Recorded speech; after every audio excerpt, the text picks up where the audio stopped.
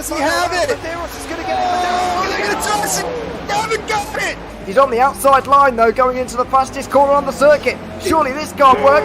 Dominic Ligner has got a sensational run outside line now though for the heavy braking zone. Around the outside goes the Audi R8. Look how much Miller's caught back into play. Exactly, Miller's still start trouble. He's not on second and change. All of a sudden, Miller's back in play. Can Barry do it? Big Barry's going to do it. Big Barry!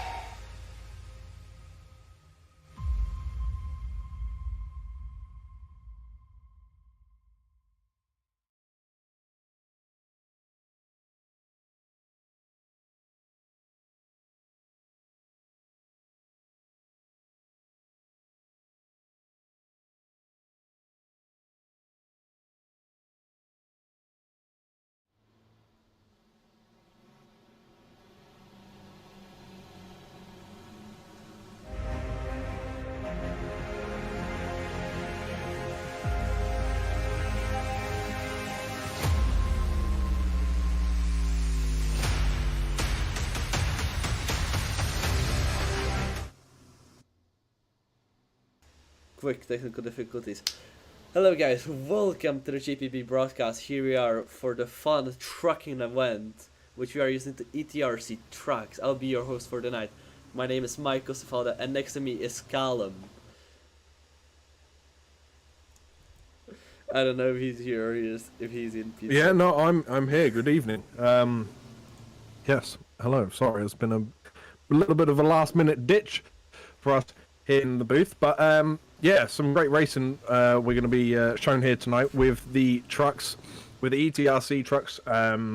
So the format of tonight's racing session is we've just had the 1 hour practice these drivers have had, and we're now in the 15 minutes of qualifying. As you can see at the top of your screens there, 13 minutes to go as these drivers are starting to make their way across the line, putting in their first few times there. Now, you will see, and I believe in P5 at the minute, who hasn't set a time, J.Superfast, I'm guessing that will be our boss. I believe that'll be Mr. Broadcasting himself, JP. So I wish him the most unlucky race known to man. Hopefully he doesn't, because we probably won't hear the end of it. But no, in all fairness though, hopefully all these guys do enjoy themselves. I know JP's been really excited to get this race on, and he's done a fantastic job. And well, we are treated to it today. 2 races tonight, both at 20 minutes. Top 10 reverse. Obviously, there's only 8 drivers out there at the minute, so all of them will be on a reverse grid format. So 20 minutes a race, so that's quite a little while to go around this track, which doesn't have too many challenging turns on it either. And the most challenging of them will be Club right at the end. And then you've got what we've mentioned in the booth that looks like Maggots and Beckett's corners from Campbell to Seagrave. So those will be the challenging corners. The rest is fairly simple, but you can see down there on the track map where the tight corners are going to be, and you can see there's not much differences between the trucks at the moment either, with the times coming in. There's a little bit of a gap, but that's kind of be expected because you will have different experience levels with these trucks, and not only that, with racing in general. We do have some nice planes in the distance here at thruxton, as I just saw in the background, so be on the lookout for any low-flying objects. So make sure you keep your hats on and hold on to them very tight. But that's enough for me for now. So what are we expecting, Michael, here tonight with these trucks? Obviously, you yourself have seen some of these in person, and what are we to expect tonight? Are we expecting tight racing like you'd normally see in TCRs and things like that, or are we expecting things to be a bit more friendly and have a bit more space between the races? Well, we should definitely expect a little bit of carnage, at least, since they are not very easy to drive. You get a lot of understeer, and it's really hard to brake. So I think at some of the tracks, if we keep continuing the series, we'll have a track like the Most Autodrome, which is called the Monza of Central Europe. It's fast, it has tight corners, it's carnage. Still, as you can see on the leaderboard right now, James actually has the fastest lap for now, so provisional pole for our boss. So seems like he's enjoying the Bargera, which actually the team I root for in the real life series. What are you doing on grass? That's a question I have. Let's switch to Craig Jones. So in the car that Craig Jones actually is one of the champions that still races in the series still this day. His name is Adam Latko, and I met him a couple of times. He's such a great youth. Definitely, if you know, I think a lot of Brits are watching this, but in Belgium, if you want to go to Zolder one time, and these these trucks are driving around, go and see. It's very fun. The events are big.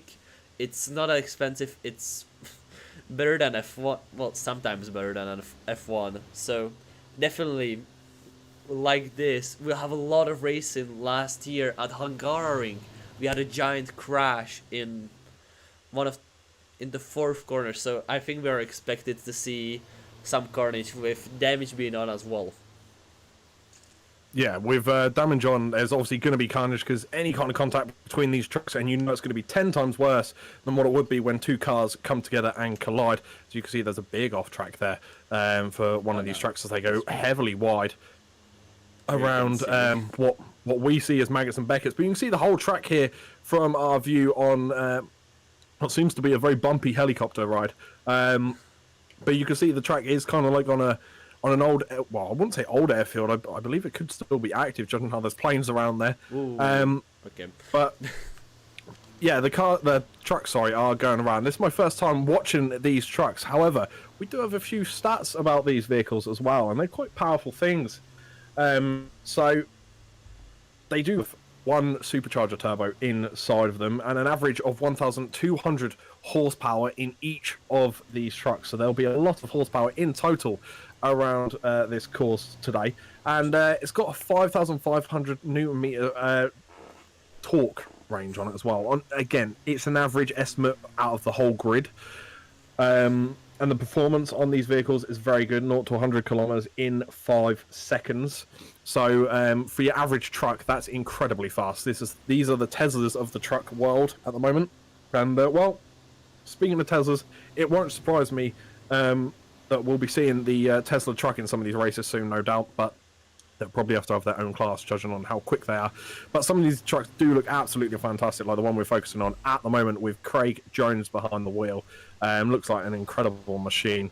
And well, you can see this is a good little shot here that gives you kind of a feel from inside the truck. And cockpit view on the helmet of Craig Jones, you can see he's following along behind Paul Hurley. They're just ahead of him, and Paul Hurley's in P7. You can see the tyre marks are going a bit. A lot of counter steer is needed, and I imagine you need quite a bit of strength for these trucks as well. I remember seeing them go around Brands Hatch one time on television, and to be fair, it was utter carnage, especially going into Paddock Hill Bend. But these are going to have a challenge here tonight. Some of these corners are a lot easier than others, as you can see, the gradual right-handers, and then when it comes to these sharp corners, that's where this group is really going to cluster together. Yes, there's only 8 vehicles out on track at the moment. But I tell you what, when they get into those braking zones and cluster together, that's when we may see people trying to dart up the inside. And especially if your man, the boss, James Parfitt, is out there and doing the pace he's doing at the minute, well, we could see a James Parfitt broadcast and win here on the channel. There he probably is. not the first time either. There we go, so we're on board with him now. Sector 1 is purple. Sector 2, not as quick, so I think the pressure's getting to him. This feels very odd for me, because normally he's focusing on us while we're driving, but now it's the other way around. So you can see him going through the tight couple of last corners. I believe this is through Club, just before the start-finish line. Here he comes now.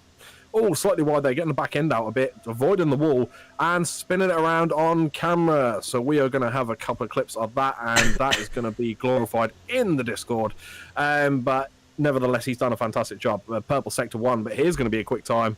Average sim racer coming across the line there. I believe that's Kev Eilert, currently in P3 with a 136 flat almost. But fantastic Sector 1 time. And, well, it seems like everyone's kind of nailing this Sector 1 at the minute. There's quite a few purple times out there. So if you want to go and watch James Parfitt's on-board camera, you can do so. He is also live. You can find that on the JPB broadcasting channel as well. Just scroll through and you will see it. It might even be linked in with this video as well. So, yeah, you can always go and check out how he's feeling, and he'll be talking to you, I'm sure, in his point of view. And, well, you can see from his perspective how this race is going to go. But with only 5.5 minutes left, what do we think so far in terms of time? We've only got one truck that hasn't set a time yet, but they're all so close, within a second of each other almost. The only truck that hasn't set the time is the camera car. So, all trucks have set the time. We have 7 drivers. That's the one problem with the ACC screen. I think I can actually switch it. Give me a second. Okay, if we do this, then we see all of the cars have set a time. You can see the 135s, but this is super, and I mean super ineffective. You cannot read anything out of it. So every time I just use this. It's good. The only thing that's very bad is that you can see the camera card back there. But I'm sure in the race it won't be there if I'm correct. Well, there we go, Jack. You've heard it first. P8 is not a truck, so 7 drivers in total. But still, nevertheless, there will be carnage and there will be some tight racing as we watch the man truck come around to what I believe is coming up to Club. I'm not far from it anyway, and I think Club's going to be the most challenging turns on this track. Obviously, the last couple of tight corners, which you really have to get that truck slowed down, and I imagine that's not an easy job to do with all that weight and all that horsepower, all that force, all like being brutal on the wheels, the axle, and just the truck itself. It's going to struggle. I imagine these drivers will have the skill to basically get it around there nice and tight, and hopefully we won't have too many bits of contact. You can see going through the Club chicane there, and you can see now the corner names on the bottom right corner of your screen as well, underneath the name of the driver in the track, which we are on board with Captain Biggles, who's currently P1, 135.6. Quickest time overall, a very quick time indeed. But coming through Campbell now, and you'll be able to follow where these trucks are. If you have your own track map at home or you've got the live timings up, you'll be able to follow these cars around by looking at the track description in the bottom right corner there, which will tell you every track corner name as they come around it.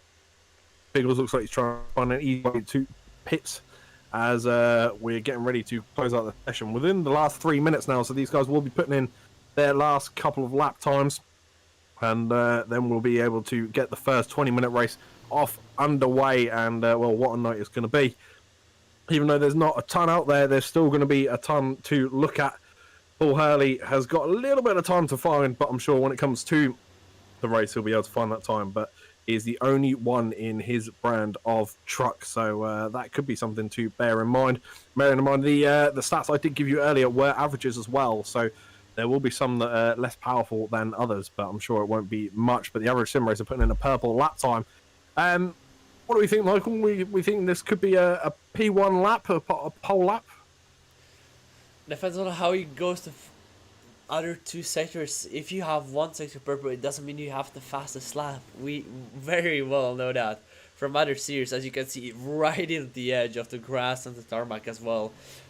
A lot of these drivers will be on the edge for everyone.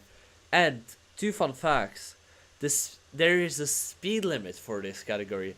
That's one of the most unique rules in all of motorsport. These cars cannot go more than 160 kilometers per hour. And the second fun fact is the minimum weight is 5.3 tons for 1 car. Wow, okay, so we're not going to see anything like we do in the F1, where you're going to get a crane to lift the car out or lift the vehicle out of the track. Because, well, you're going to need a big old crane to lift that kind of weight.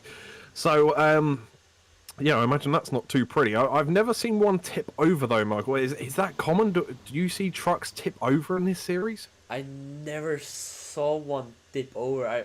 Well, the thing that can happen in real life, since it's Assetto Corsa, it's not the game. That fun fact, the ETRC actually has a game, but nobody plays it. It's bad. But in real life, you actually cool the brakes as well, since the cars are so heavy and it goes so fast. You have to cool your brakes, so you have water reserves that cool your front brakes. And if you run out of water into 10 minutes, or 10, I don't know how long the average race is, I didn't find that unfortunately, then you are completely out of the race. If your brakes overheat, you are gone, you are off the track. It's easy as that. yeah, it's not going to be ideal if you run out of water. But that's interesting though, how they take a certain amount and you've got to try and keep on top of it. It's almost like a bit of a fuel saving tactic in a way that you have in the normal race cars, where you got to keep an eye on it because you want to try and keep it on the limit so you weigh as little as possible. So you really got to keep an eye on it and make sure you don't go over your limit. But we're rounding off the session here. Your leader, and I can't believe the words are coming out of my mouth, James Parfit, is in P1. His name is super fast, so it's almost as bad as me calling myself the Lower Am champion. Obviously, if you know, you know. But he managed to qualify in P1. Biggles at the minute in P2. Then you've got Average Sim Racer in P3. Barnes finishing the session P4. Diagler also finishing in P5. Jones is currently on an off track and he's finished a session P6. Paul Hurley P7. And the fancy run-out car is obviously not part of the qualifying session, so to speak, but the name will be up there, so you'll just have to try and bear with us and ignore that name up on the board. But looking into the racing, well, I think the biggest question on everyone's lips at the minute is, will the boss pull the win home? Will he hold out for 20 minutes straight in these trucks and defend that lead? Well, he might even not, or he's not. The provisional pole has been stolen from James Parfit. Gap and Biggles actually takes pole position by such a small margin. It's just 1/10. That's the margin of the man. The man track comes in clutch, takes James Parfit down to the second place, and we'll have a very interesting race at our hands. The Bagheera versus the man versus the Mercedes. Sounds interesting. What do you think, Callum? Actually, right now, what you saw? Yeah, it's gonna be close. It's gonna be tense, that's for sure. But I mean, trying to pick out a winner. I mean, if I'm gonna go with predictions, I'm gonna have to back the boss. I think because and I'm not saying that because he's the boss, but to be fair, he's put in 2 or 3 quick laps, which has put him on pole position. Yes, people have overtaken him and bettered that lap, but he's consistently gone quicker and quicker and quicker. So, with that little bit of practice he's been putting in so far over the last day or two, I think it's only been about 24 or 48 hours of him getting practice in. And, well, I can't believe I'm saying this, but he's kind of dominating in a way with his pace. He's going very quick and... yeah, let's see if he can hold out the 20 minutes. But the prediction from Stuart Rice at the moment in the James Parfit broadcasting chat there is Parfit goes off in the first corner. Well, I've got to be careful because my head will be on the line, so I can't say, let's hope you're correct, because I'd obviously be lying, so I can't agree with that. So fingers crossed everyone stays on track through the first turn, and hopefully we'll have some nice close racing. I think... Kev out there, Kev Islet, who was working with James to kind of get this session going, and I think the battle between those two will be very close. And do apologise if some of these trucks are appearing in all white and it's hard to tell the difference. The easiest way is if you look closely above some of the trucks when they're out on track, as you can see now, that will have their positions there in the little red box. You will see their numbers, you'll be able to match them up with our standings in the top left corner. So we're just waiting for the race to commence now. So the nerves might be getting to a couple of people, especially Biggles, who just put in that last lap podium or pole spot, really. And he done a fantastic job to get there. But what would you be doing in this situation, Michael? Like, you're waiting for the race to start and you're in Biggles' position. You've just put in the quickest lap of the session right in the last minute. How would you be feeling? Would you be a bit too nervous right now to go out, or... what would be going through your mind? Well, definitely I would be nervous, but a driver should know how to keep himself cool. Just keep your head down. It will be fine. It's not a race that's won in the first corner. So a thing that you got pole doesn't mean anything. Even in... it can be from Formula 1 back to ETRC, back to, I don't know, iRacing's F1, F1600s. It's everywhere. The thing that pole doesn't always mean a win at the end of the race. So I would just keep my head down and see what happens at the start and try to accustom myself to it. Yeah, and I mean, as these trucks are now getting on the grid, we are going to be underway very late. You can see all the trucks out there on the grid at the moment. All 7 of them looking nice and pretty on the grid. Getting ready for 20 minutes of racing.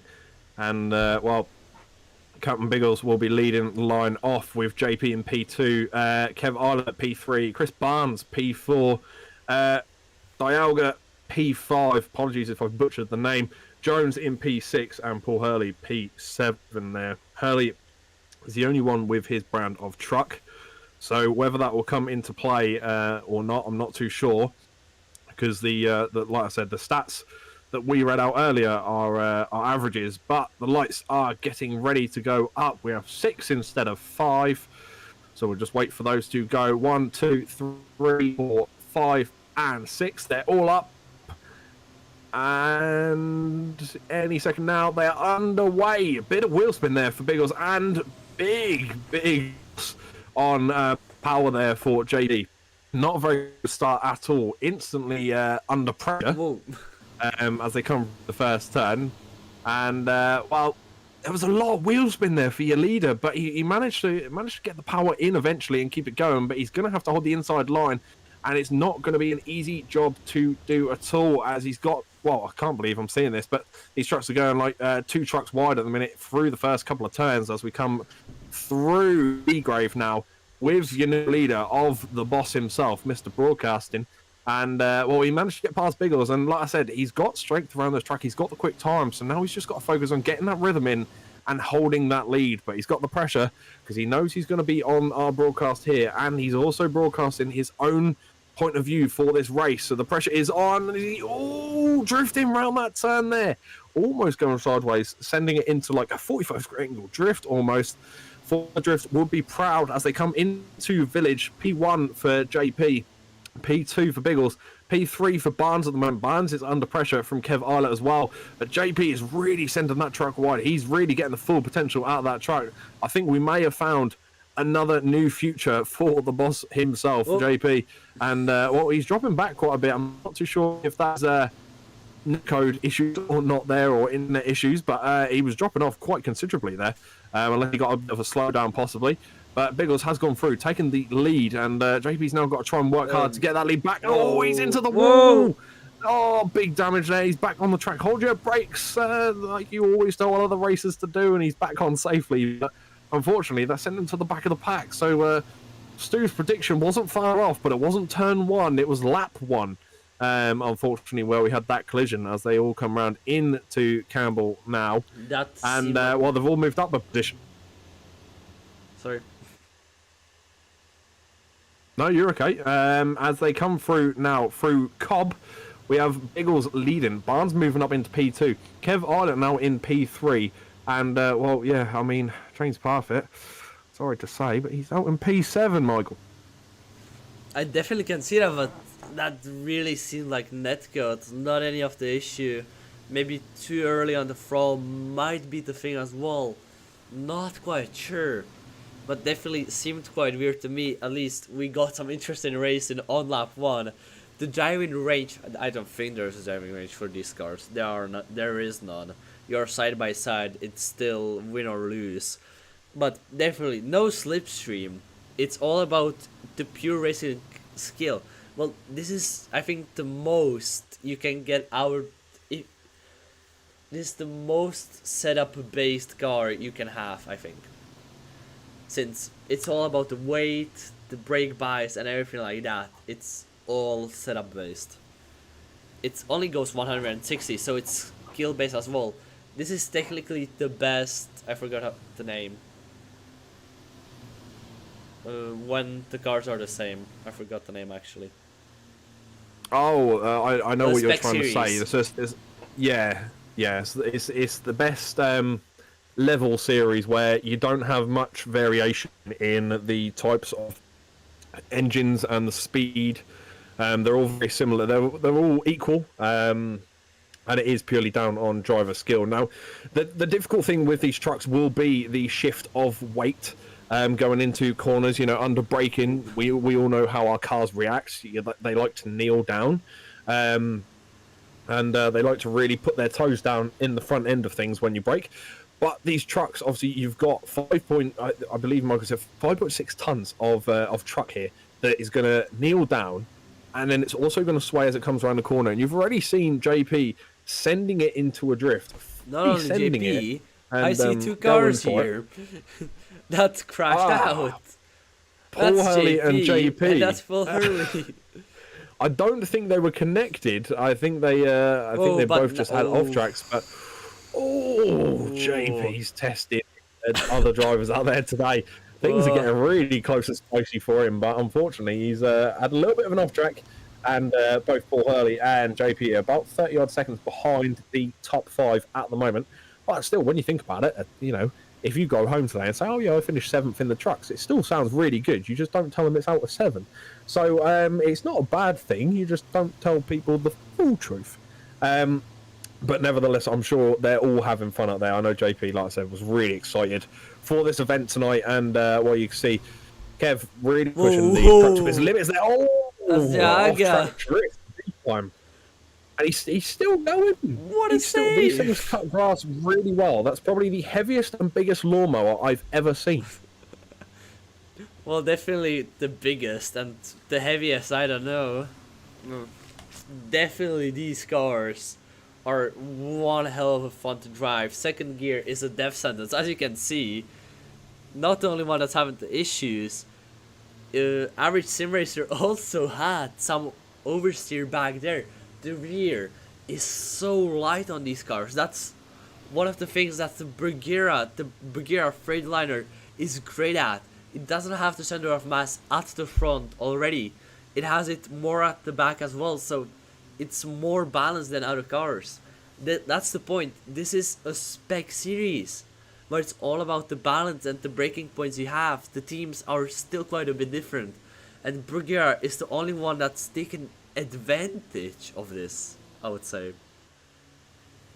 Yeah, I mean, I have to admit, my favourite looking truck has to be the one that Jones is in. Not based on livery, but based on the shell and the bodywork of that truck. I have to admit, it just looks the most sporty to me. That looks mean, and it looks fast as well. These other, the DAFs and the Mercedes trucks, because they've got the flat fronts, they don't feel sporty to me, but they're almost like a sleeper kind. Like, you look at them and you think, yeah, that's not quick. But in actual fact, these trucks fly around here. So you can see the big old engines just behind the cab of the trucks there as well, as they come through into Campbell once again. And again, look, the tyre marks on the track being left from all this weight being basically all loose on the back end, all swirly. Because, well, to be fair, all the weight is in the front of the truck, so that back end must feel light as a feather. Because obviously your weight isn't balanced as much as what it is in cars, and honestly it's a lot more heavier as well in these than it is in cars. But I believe I've just seen JP either put, I think it was a purple sector in, either that or it was a purple lap time, and I think he might have got the quickest lap. But he is absolutely flying here. Maybe P6, but he's got these trucks absolutely nailed. So I'm willing to give him the name of James Superfast Parfit, because to be fair, he's got some speed around here and he is quick. It may not look it, but remember the max speed of these things is 160 kilometers an hour, and he's nearly maxing that truck out already. He's on the max limit, gear 4. So there's only 4 gears in this thing in total, but touching the grass a little bit there. We know what JP's like with drifting these trucks already. We've seen it a couple of times now, but that's him just absolutely going for it. And I mean, as it stands, it's JP starting P2 again for the next race, and Paul Hurley starting P1, because remember, it's the reverse grid of top 10. There's only 7 drivers in this race, so they're all going to be reversed. So that means, unfortunately, Captain Biggles and Barnes are both going to be last and second to last on the grid positions. But bearing in mind, there isn't many trucks in there. There's not much work to do. You've just got to try and stick with the pack and pick your moment, because we've seen off tracks from a few people now. Probably 3 or 4 different drivers we've seen have off tracks, and some have a few collisions, James, where they've gone into possibly a wall or barrier, James. And some others have just had light spin outs, and I mean, to me, they look like horrendous corner cuts there from James. But I'm sure they're not that bad. I'm sure he's getting away with it. But these do look like a lot of fun, and I think if you get a big group of people on there, I think these could be extraordinary fun for a lot of people just to come on and absolutely have at it and almost relax as well. For that off track, I will say one thing to you. That's a pseudo Corsa.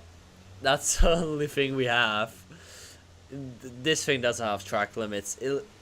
If you ever want to drive a pseudo Corsa on the Red Bull ring in a series that doesn't have that much strict of rules for corner cutting, so it uses the AC corner cutting, just go up to the wall.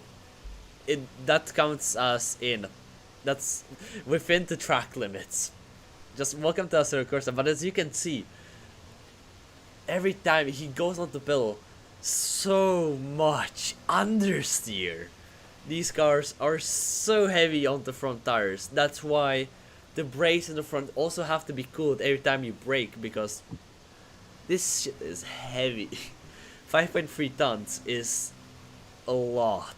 It doesn't feel like it, but these trucks are fun to drive, but they are hard as well. You have to have pretty good skill to keep this on track. We saw what happens, James. So, just try not to copy what he does. Try to do something clean. Try to do biggles. Or, as I saw now, Chris, a little bit of a control drift. Step out the rear and just power slide. Do a power slide. That's the best thing in these cars. Just power slide. Or do a go-karting. Just take it as a big fat go-kart. So I've just seen a stat here, and well, before we get on to that, like you were saying there, the weight is a key factor here. You've got to think 5.6 tons, whether you're turning left sharp, right sharp, or shallow corners left and right, you've got 5.6 tons of weight moving from the axles on the left to the axles on the right, and it's not an easy shift to make. I mean, we know what weight is like when you're shifting from left to right, either in classic race cars or even some of the modern race cars nowadays as well. It really does put the car off balance slightly if you take it a bit too quickly, or if the weight shifts a bit too much, but you've got to use the weight to your advantage, and I feel like that is especially a key point in truck racing. As you see Barnes sending it into a drift, and a lovely style there for Chris Barnes. Kev Islet may get a little bit of an advantage off of that, but he's held it very well. So awesome work there for Chris Barnes. Not too sure why it says he's Italian, because I can confirm, I can't confirm 100%, but I'm pretty sure he's not Italian. But nevertheless, representing Italy is Chris Barnes, who's currently in P2. But onto that little fact I had, which is quite an interesting one actually. I find it very interesting. From 30 to 160 kilometers an hour in this truck, in these trucks on average, it takes 7 seconds, right? That is the equivalent of a Porsche 911 GT3. So these trucks are as quick as a GT3 Porsche from 30 to 160 kilometers an hour. They both do it in the same time, which to me is absolutely insane. I would never look at a truck and think that's as quick as so-and-so's Porsche. I would never ever think that in a million years.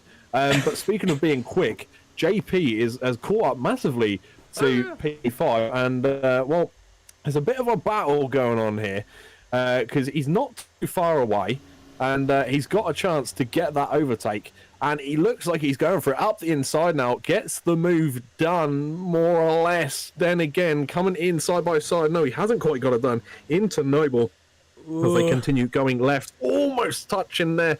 JP's going to have the inside line through Goodwood now, holding that inside line. He's securely in front. The track is all his, as I would say if I was spotting.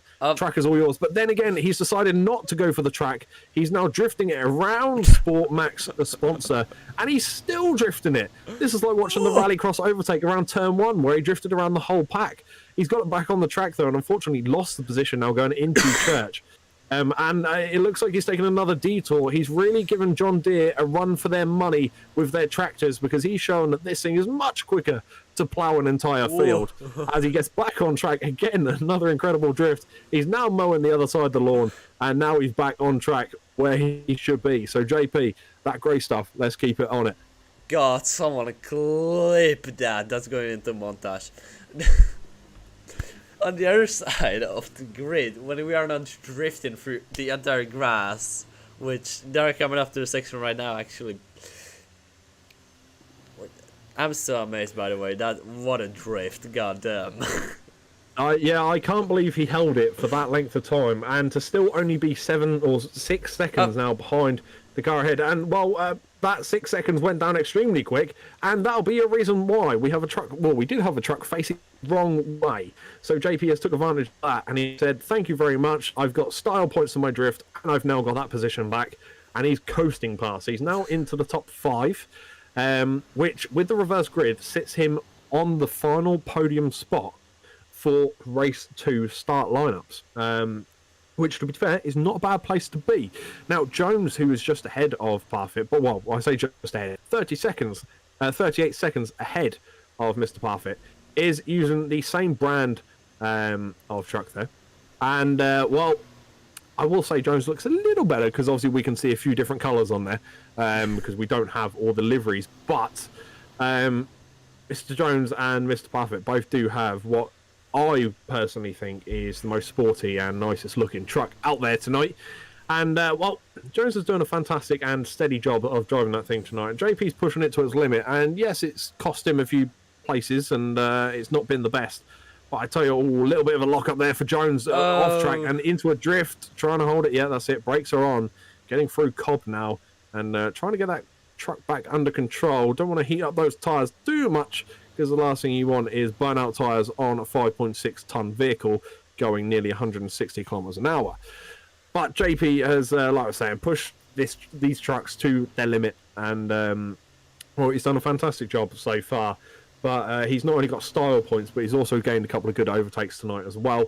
And, well, like Michael said, I'm sure some of this will find its way into the montage. But to be fair, no regrets so far from anyone on track, I imagine, and certainly not me or Michael, I imagine, in the booth either, because this has been kind of chaotic, but not in the way I expected. The races are kind of gapped out now. There's a bit of space, but there's only 4 minutes to go, so there's not going to be long left to get any overtakes done. So the top 3 are still kind of close together. The battle's coming a little closer.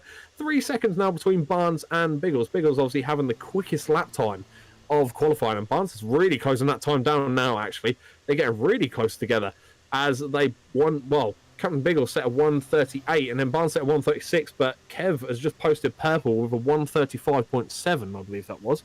And, well, the battle between P1 and P2 is within 3/10 now. So they are getting ultra close, and the battle for the lead is truly on as we jump to it here. Here we go then. So Barnes is just behind, looking up the inside line. Doesn't quite have it on Biggles just yet. He hasn't quite got that momentum to slide his truck by. And obviously this isn't easy. Thruxton isn't exactly the widest track in the world. So driving these trucks around it, you know, is not going to be easy at all. It's going to be a challenge, especially when I watch them on the television around Brands Hatch. It's not easy at all. Almost getting into a bit of bump draft territory here, Barnes. And I know he loves to do that because he likes to put other racers under pressure, but he's very good at it and keeping the pressure away from himself as well. So he's doing a great job. But this is the battle for first place within the last 3 minutes now. Not long left to go at all. And, well, Michael, if it's between these two, who are you predicting will come across the line in P1? Well, definitely anything can happen here. One mistake at Club, one mistake at Woodham Hill. Anything everywhere, even at the Maggis and Beckett's chicane. I was just calling Maggis and Beckett since I don't remember the real names. But here at Club, one of the more difficult corners since it's because of the braking. Then you have the beginning of Maggis and Beckett's, which is a hard braking zone as well. Well, sorry. These trucks are. Hey, it definitely can be anyone, but just pushing yourself to the limit will be the answer here. The one that will find their limit sooner will maybe get faster or just bin it.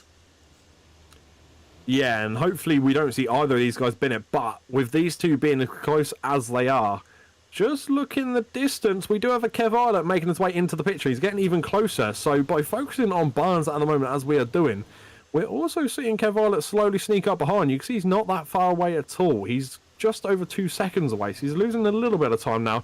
Barnes looks to go up the inside, get that inside line. He's on the grass, not going to get it this time. But there's going to be time for another lap anyway, because they're going to cross the line with just under a minute to go.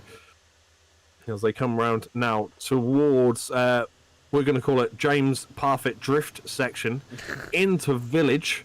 And, well, this is the freshly mown grass by the wannabe John Deere tractor of James Parfit.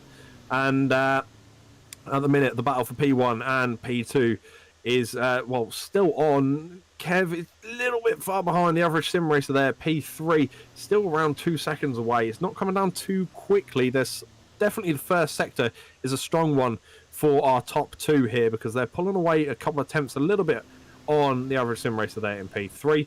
But it looks like Kev pulls it back in the second part of the track, and you can see how much Barnes is having to put into that truck. Representing Italy for unknown reason. Maybe we'll find a bit more out about that after the race. That might be a question for him if we have any of these guys jumping into the booth for an interview. But Captain Biggles at the minute is leading the race. We are on the last lap of the race now. You can see that bumper on the rear of the truck, and I'm sure that they come into play quite often. I imagine bump driving on these is quite fun, but I'm guessing these drivers that maybe don't know the trucks as well as others, they're probably not wanting to do that and not wanting to risk it, which I do not blame them.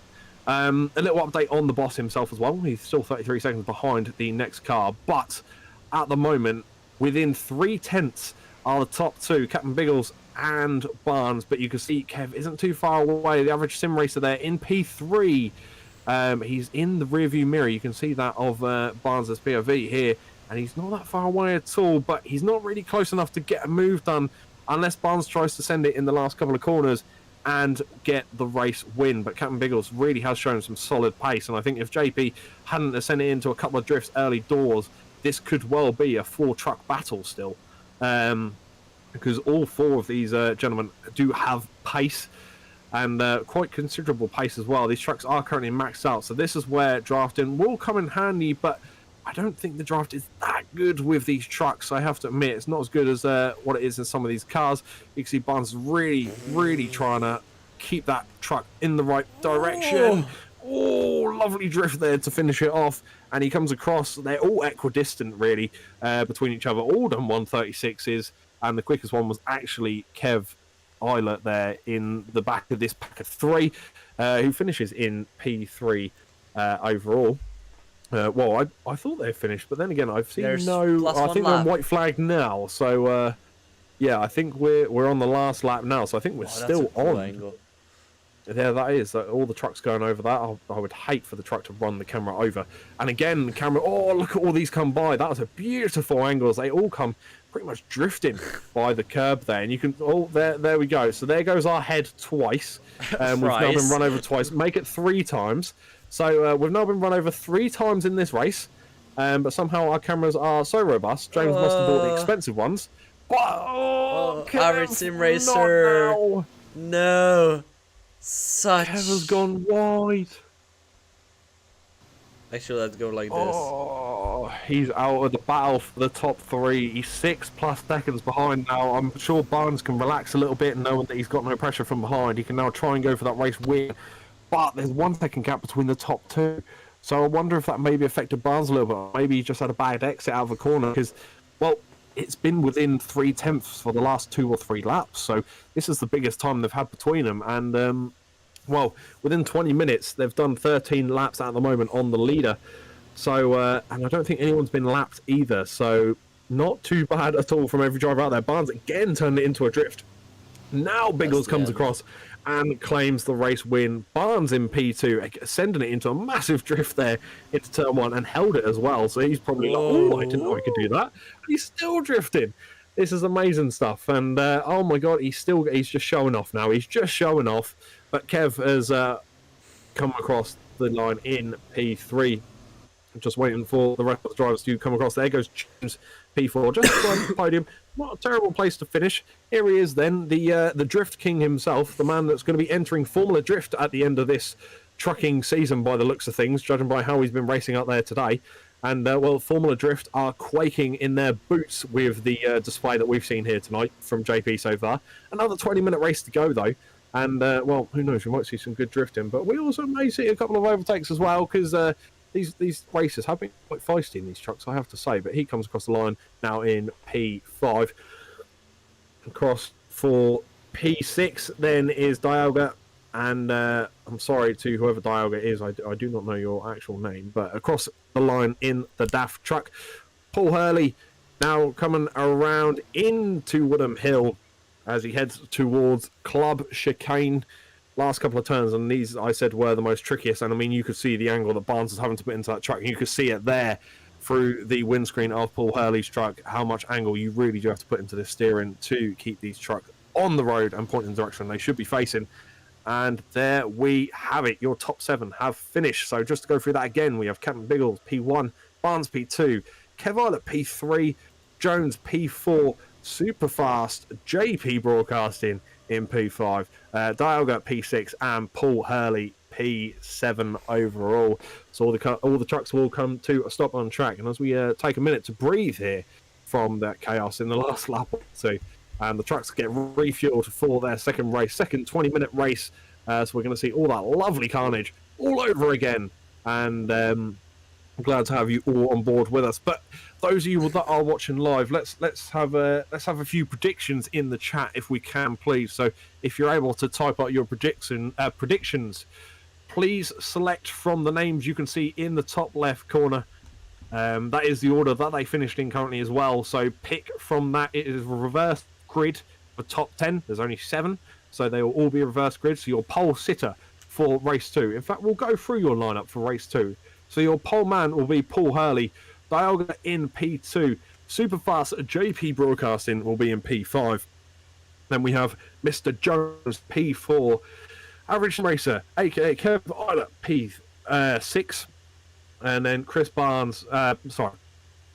Kev P5, Chris Barnes P6, and then Biggles will be last on the grid in P7. However, with speed and the pace, I think reverse grid was probably a very good shout, because this is going to be close. It's not easy to overtake in these trucks, and it's very easy to spin it out or send it into a drift. So it'll be interesting to see what happens. But while we wait for some people to get their predictions in on chat, Michael, what is your prediction for race 2 after what was just seen in race 1? Well, first of all, sum up what we've seen in race 1 for us. Let us know what you think. But also, who are we going for race 2? Who's your victor? Well, first, let's summarize our first race, which was quite exciting, with Biggles starting on pole and James starting right behind him in second place. Unfortunately, James binned it in the last quarters of the first lap, which is quite unfortunate, but it is what we do here. It sucks to sucks. We just come here to race, so race. James put it up to 5th place after all. A very great drive from him, finishing 26 seconds. Actually, picking up 12 seconds in the terms of 3 laps. That's almost 4 seconds per lap. That's very good, actually. 4 seconds per lap. Of course, we learned some new fun facts about the trucks. C. Barnes had a very great drive. Of course, James showed off his Formula drift skills that he is going to debut for the next season. We had very interesting races for the first 3 positions for the podium, but unfortunately it stayed the same. So my prediction is going to be Craig Jones, because I think James is going to bin it again. Oh, okay, right. So I don't know if now's a good or bad time to tell you, but James is in the chat. God damn it, why didn't you say it? Now, Hello, James. he has said that he's had to end his POV because he is lagging, so we will have a lag-free JP, and I have to just my own back. I'm gonna say we're gonna go with James is gonna win this one. We're going to completely ignore everything that I said in race 1, please. And everything that I said right now. Yeah, so we're not going to go over that, but yeah, all the best, John Deere and Formula Drift. But our leaders pulled out of the way. Paul has dropped pole position, left Dialga with it, and JP Superfast moves up in P2 instantly, and a bit of an interesting getaway actually. I think that was Paul Hurley that pulled off the track at the very start there, but we've got Superfast JP Broadcasting in P2, Dialga in P1. He was just in the chat talking about how the leader or the winner's truck is going to go in for a tech inspection. Ooh. Well, Dialga, I don't know if anyone's told you, but you are currently in P1, so yeah, I think you're going to be going to tech inspection soon. I'm experiencing some lag. Yeah, yeah, that's okay. these trucks are they're that powerful. They're causing system malfunctions within the booth up here. So that's how much power is on the grid at the moment. But we do have Mr. Barnes has made his way up into P2 at the minute. He's asked JP as well, which is interesting. JP was predicting himself to win this race as well. So come on, JP. I know there's still 18 minutes and 50 seconds left, but you might want to pull your finger out a bit there, son.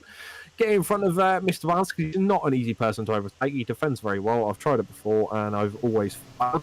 But he's going to go for the lead here. Alga is currently sitting P1, but he's not going to be able to hold that all race, surely. And Barnes is having a little switcheroo of positions there, but also he's kind of tucking in and out from behind the trucks. Now, when I was thinking of the drafting and the slipstream, I really don't think it is that powerful, because obviously if these trucks do have a max speed of 160 and they can easily hit it, then you're not going to gain anything by sitting behind another truck. So you may as well run side by side. There's no need to sit behind your other trucks if you're already at your max speed. We're talking of side by side.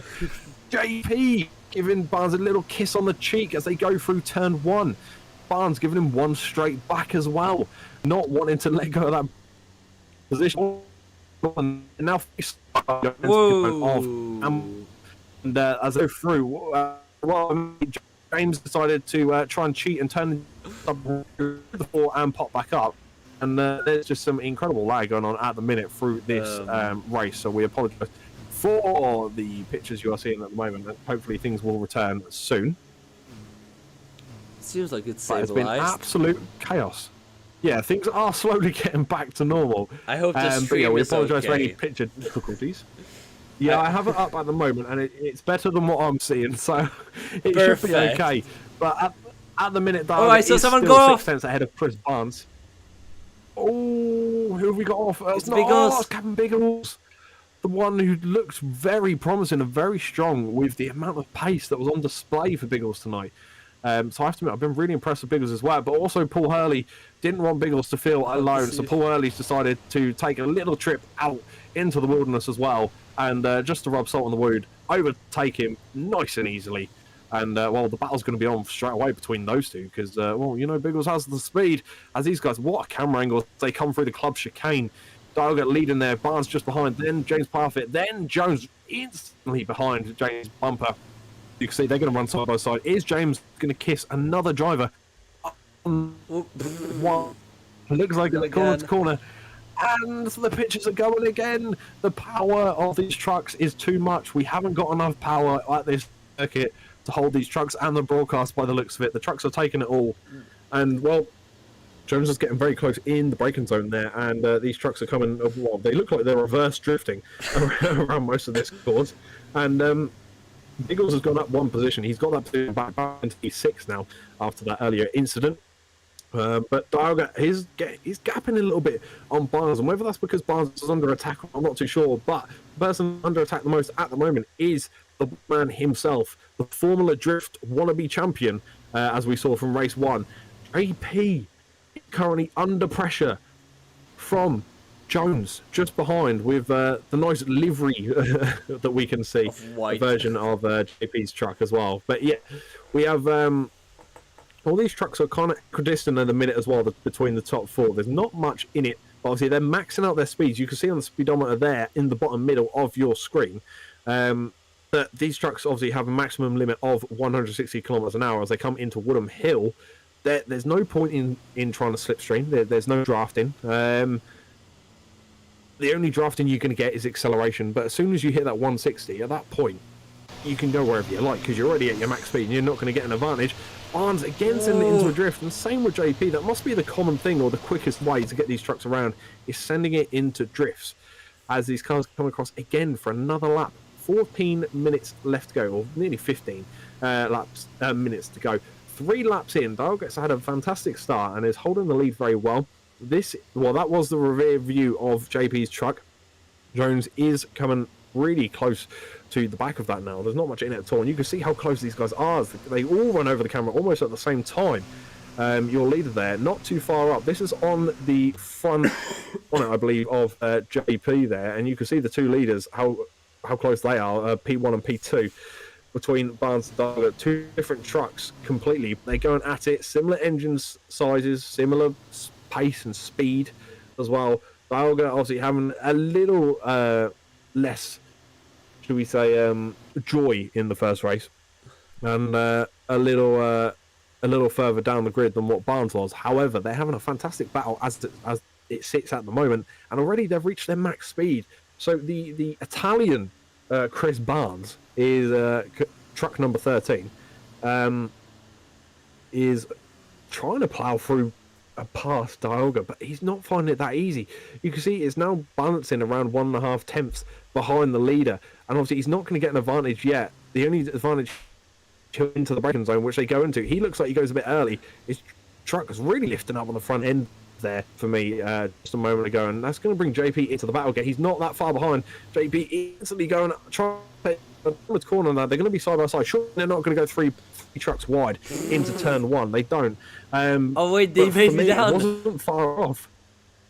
JP got the position done on Barnes, and he got up the inside there. Sorry for the slight delayed reaction. Everything kind of went a little funny picture-wise up here in the booth. But Barnes is now down to P3.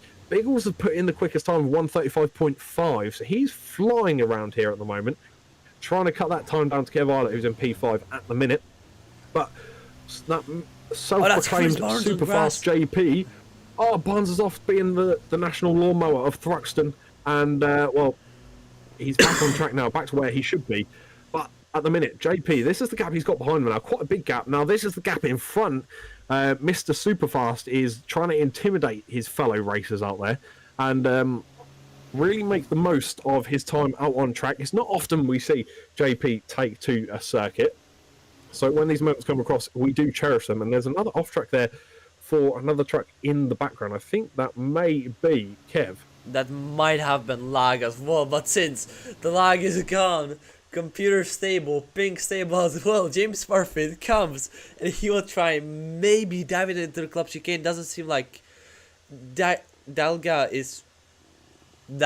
sorry, I messed up your name. Dialga will not give him space to send it into club chicane. This is such a tight circuit for these trucks. It's not big enough to fit too wide. Neither free. Craig tries to send it down the inside, come through the main king. I think that's what I would call it, and it's not straight after all.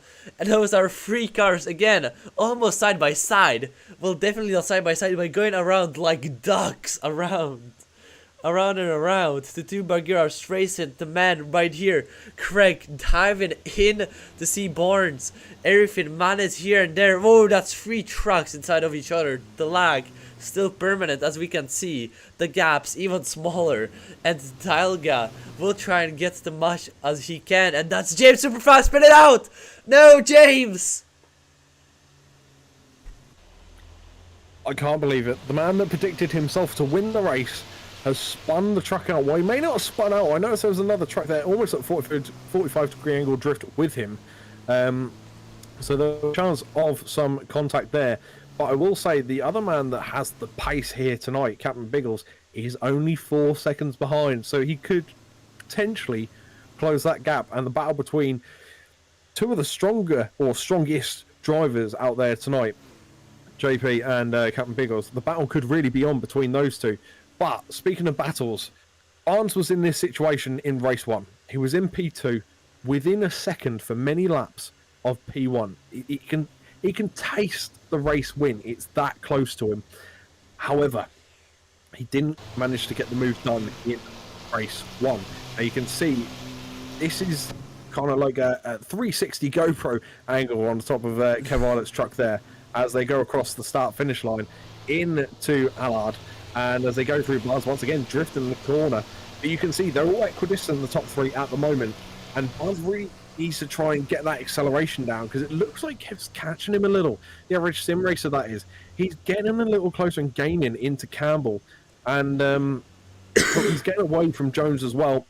Jones has been putting in a fantastic race, both race 1 and so far in race 2. Very consistent. And yeah, he's done a wonderful, wonderful job. But Barnes is now within 2 tenths. Can he get that race lead? Can he get the race win? It'll be his first win here tonight, and I don't know if it'll be first win in trucks ever. but I'm sure it'll be a great feeling nonetheless. Now, he's already got a P2 under his belt, and he's got the move done. It looks like he's got past, and he's now in the lead And I'm blind. of this race. And yes, he's going. He's absolutely flying. He's now out in front. Now, what we need from Barnes is if he wants this race win, he needs to keep it on track. And yes, it's okay to do a little bit of drifting that he has been doing. But the moment one of those tyres touches the grass, it is all What is over. he doing? He's not going to full 160. His throw is not to the metal. So you can see right down here, right under the fourth gear, you can see his throttle inputs, the clutch, the brake, even the throttle a lot. Even with James, I know that he is not putting the throttle all the way down, and I see that might be the end of you. Dialga is getting back for that second place, side by side into the Allard's corner, the first corner of the whole thing. Going onto the grass a little bit, that's C. Barnes. The average sim racer also wants to join this battle and is really close. Maybe 3 wide into Campbell. Almost possible. God damn, you guys are reckless. Dalga also. That's C. Barnes almost drifted out. The average sim racer taking into second place. Craig can be in second place as well. And Chris Barnes, the loser in the Campbell corner, in Seagrave as well. What a shame, and what a shame that lost the first place. 3 places down. Actually, 2 places down. He will have the race of his life. 7 minutes and 1 lap to go.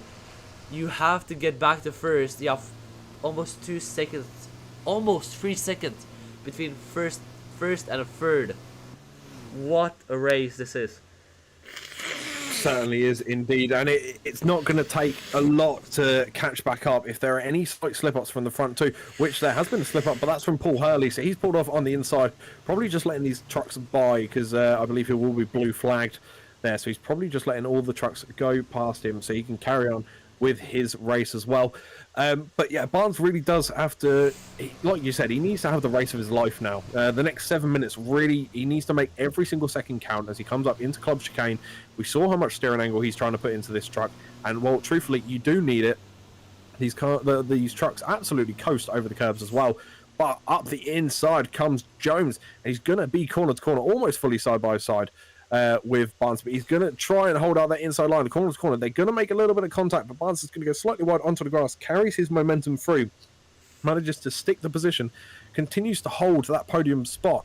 Now, if Barnes can keep this position, then that'll be 2 podiums on back-to-back races, which isn't a bad finish at all, really. Come on, switch camera. P2, race 1, and if he finishes in P3, then that's P2 and P3. So overall, a very solid performance from him. But Diogo will be desperate to hold this race lead. He's done very well to hold it so far. Some fantastic battling. Obviously, we've almost seen 2 sections where these trucks have gone almost 3 trucks wide. Now, when you say 3 trucks wide, it truly does sound as chaotic, as you would think, really, when you say it.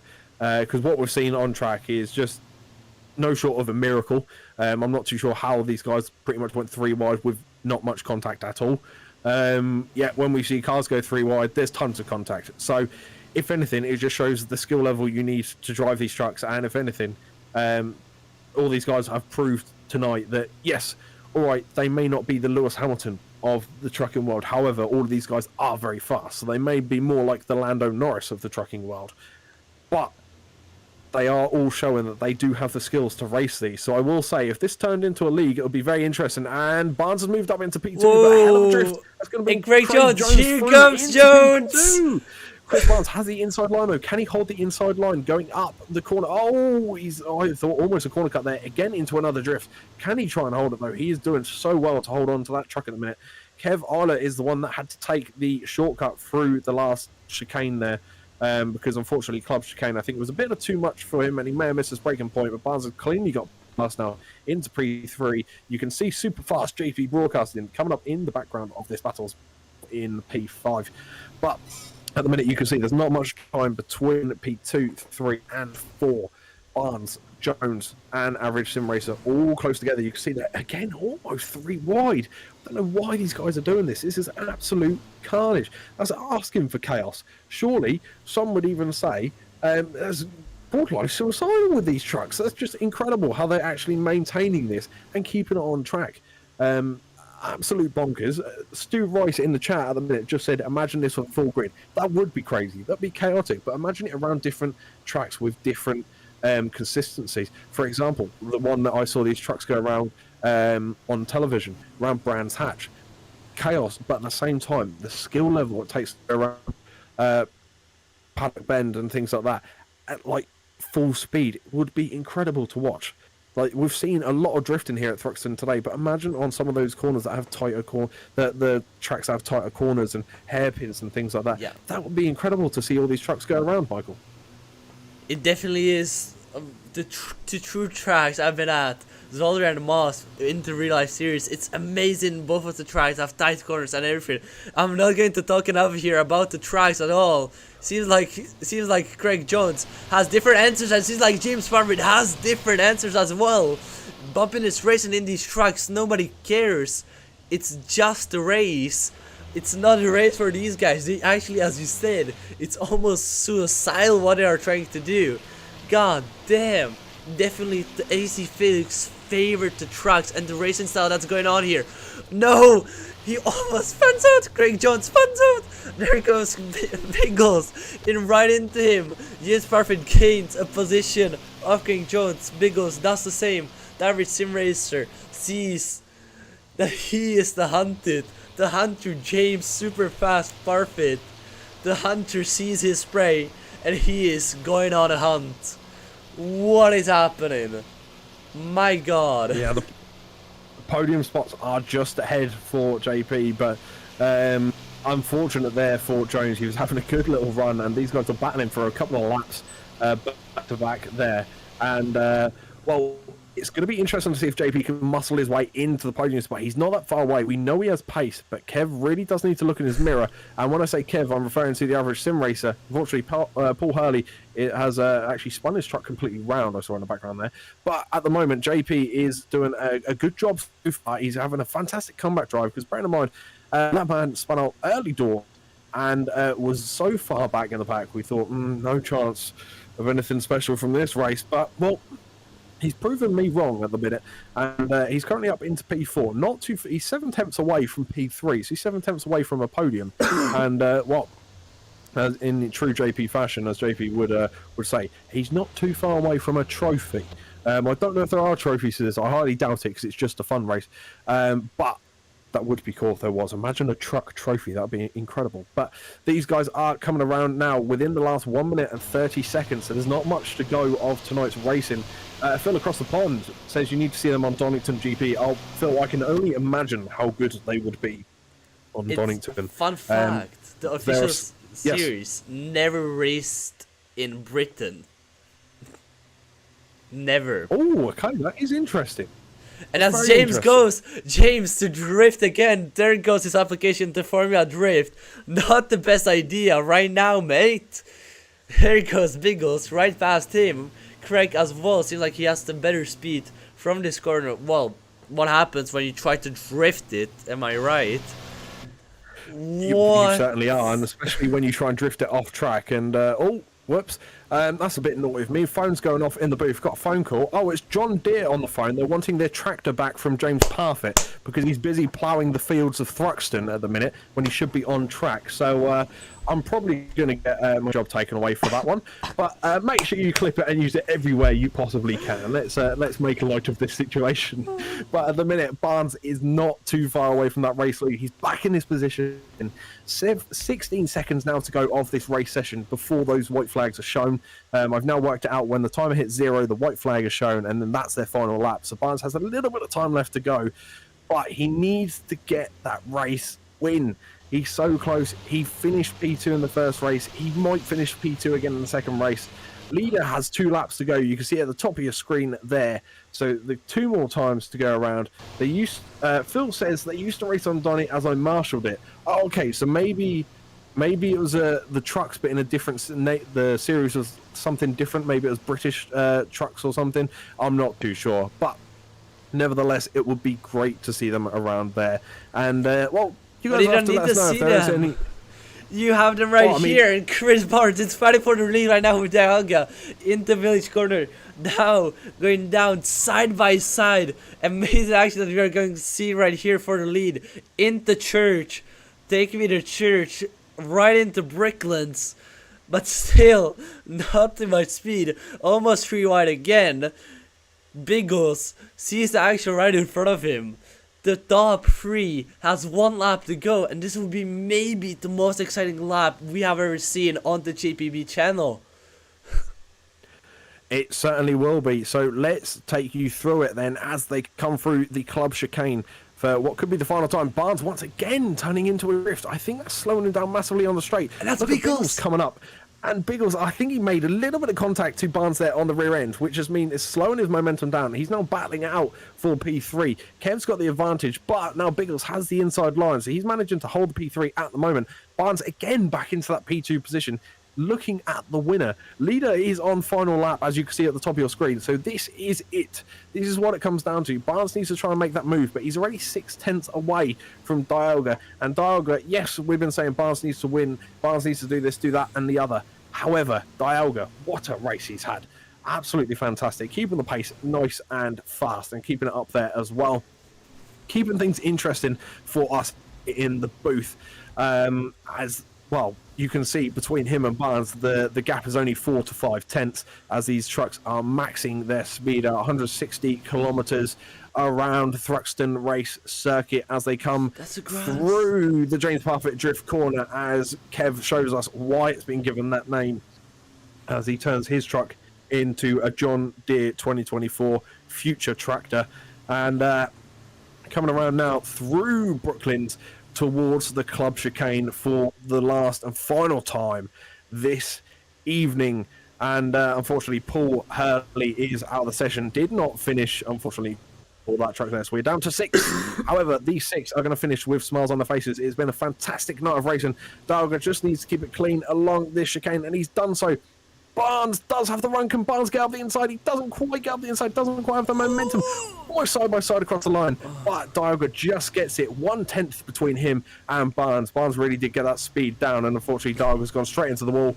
And there we go. 3 or 4 other trucks have absorbed him. And James, that is not a professional way to finish the race, sir. That's not James, that's Craig. That's James. we had James go through him first as well. But let's go through your final results then. So Dialga finishes race in P1. Chris Barnes P2. Average sim racer Kev Isler in P3. Callum Biggles, who showed some good pace and a good comeback drive in P4.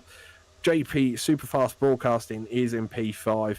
And Craig Jones in P6. Paul Hurley unfortunately did not finish, but he rounded off the session in P7. And you can see Chris Barnes there doing some donuts. And well, I have to say, probably drift of the night goes to JP Broadcasting, but consistency with drifting probably goes to Barnesy because he managed to keep it on track. Lovely every single corner when it came to him getting the back end around. There was a couple of little slip-ups here and there, but when he was drifting, things were going smooth. So fantastic work from all of these drivers here tonight. And well, what fantastic racing we've had here tonight as well. We've been absolutely treated to a lovely little fun session. That thanks to Kev Isler and JP that have put this session on, and thank you to all. Whoever was doing that. Let's bring the commentators in for a chin whack. Oh God. Callum, did you? I went all the way up the track. Did you enjoy that, Callum? Yeah, I would recommend not going back to watch the broadcast, though. I may have made some comments to do with John Deere calling me up and asking for their tractor back when you decided to go and drift and plough the fields of Thruxton.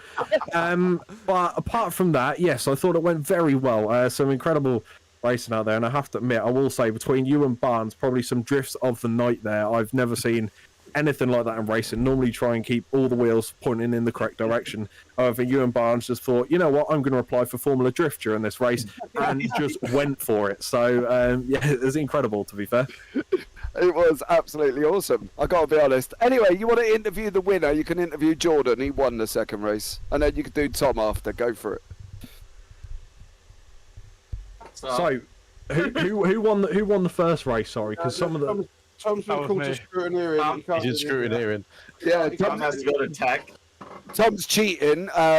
He cheated in race 1 because he put a setup on that none of us was running. But it didn't make me any faster, so. And also it was open, you know. Yeah, so he's declared that. So Tom it was, Callum. Oh, okay. All right. Well. I mean, I don't really know what to say to that. If there's a little bit of cheating going on, I don't think. A small amount of cheating.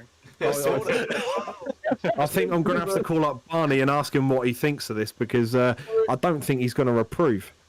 Pretty sure the pre-race briefing said don't change the setup. Oh, I think it did. Yeah. Many times. Oh, it's not good. I mean, set up aside then. Tom, talk us through it. How did it feel when you were out there on track? I mean, it was a bit boring after a while. There's nobody really around me. Yeah, I'd have to drop back and who was it? Barnsley, I think. Yeah, I was chasing in both races. Yeah. Yeah, I think you were about the same pace as me. Don't know. A tiny bit slower. Yeah, it was a good race. Very good race. It was I great was fun. so slow. I think I was driving a 7.5 ton truck. It's only 5.3 tons. Only. Yeah, only 5 tons. And we actually found out during that race as well, a very interesting fact. The speed from 30 kilometers an hour to the max 160 in these trucks is the equivalent or the same time, 7 seconds, acceleration time, as a Porsche 911 GT3. Nice. So there you go. So that was a extra large GT3 race there tonight. These things don't even move until they get into 4th gear. No, yeah. 1 or 2 is just completely irrelevant. There's no point even having them on there. Like driving the Formula V, just don't even touch them. So let's quickly ask Jordan then. So Jordan, when you were coming across the line there for the final time, 1, were you relieved, and 2, did you cheat to get there? I did not cheat. It did not give me a penalty or even an off track for that because there is a system where it tells you when you cut the track, and that did not happen. I would have thought I did because of how freaking crazy the off tracks are at this, but this as JP has showed me in some videos about this track, it is very forgiving on those corners. It's terrible. So I do have a question, and we've got to find out from the man himself. James, when it comes to sending this car, do you have to drift it at every turn, or were you just doing that to show off because you knew you were going to be on broadcast? Right. First off, yes, you do have to do that every turn. No, I wasn't doing it on purpose. I'm just terribly bad at driving these trucks. And see, my tyres were screaming at me. I couldn't even get the thing to turn come the end. So clearly, drifting doesn't work. Yeah, they just literally, after about, 15 minutes, they just literally fell off a cliff. You had nothing. So, but it was fun. I got to be honest, that was the best fun I've had driving for ages. I will say your pace was very dominant out there, and whoever Captain Biggles was as well. Yeah, I will say that those two names, obviously James and Biggles, you two were the quickest out there, pace wise. But yeah, and then Barnes was trying to fight from P2 for what seemed the whole night in both races, just non-stop fighting from P2, trying to get that P1, but never quite had it. So I kind of felt Barnes was paying a little bit there, but no, overall it's fantastic racing and an incredible job from everyone. So the entire time to everyone that turned up. Mate, the entire time I'm yelling, anybody, can you say roadblock? Yeah, that is all I was doing. Man, this was the bus. The bus was parked. I tell you what, if anybody didn't get involved this time around, right, we are looking, we're going to chat to Kev, we have put a calendar together to be done after the TCRs every race next season. So if you want to join in for the trucks, it's completely free, it won't be broadcasted, it will just be an after show party after the TCRs. These things are mental, flat out mental. So yeah, if you want to get involved, we are going to do them after the TCRs. I'm sure we'll have some POVs for you to look at. We won't, we're not going to do anything fancy with it. It's just a bit of fun in trucks. And these are absolutely incredible. I've got to be honest. As I say, so much better than one of the other simulators we use constantly. They are trucking amazing. They just need to fix the top gear there so we're not sitting at 99 and not able to take a run anywhere. yeah. But, You can change the gear ratio in the settings. No, the gear ratio still tops out at 99. Yeah, nothing. I got excited about that. I tried changing it earlier and it still got me stuck. I'm watching this broadcast back, and there's a second where somebody's doing 3,500 kilometers an hour, according to the lag of the broadcast. I will say, all jokes aside, I would recommend watching the broadcast back because not only was there good moments in the race, but there were also some commentary lines that you may have a little laugh at, shall we say. So I would recommend going and watching that back. Everyone except James, watch it. Yeah, they may have been more directed to James, but however, there's still funny moments in there. Hey, I'm going to watch it back. Right, boys, I'll drop you back into the booth. Cheers for coming down and cheers for doing this. It was awesome. Cheers, lads. See you later. Well, Michael, I mean, sum up that race too for us then. After that chaos, not only on track but there as well in the Parc Ferme with the rest of the racers. I mean, what are your final thoughts on that? Well, I don't think you can summarize the race. Just watch the broadcast back. Chaos on chaos on chaos. Very, very entertaining to watch. Watch it just back. Even though we had some technical issues in the first couple of laps, otherwise it was perfect. We had everything from full-on racing to great moments to applications to Formula Drift. It's just watch it back. It's cannot be described.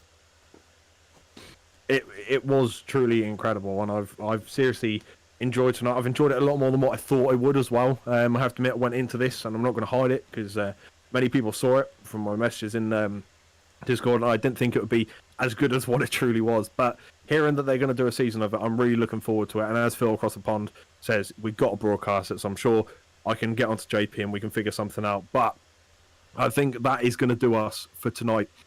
Me and Michael are going to sign off now and leave all of you lovely people that came to join us tonight to it, and hopefully you all have a good evening.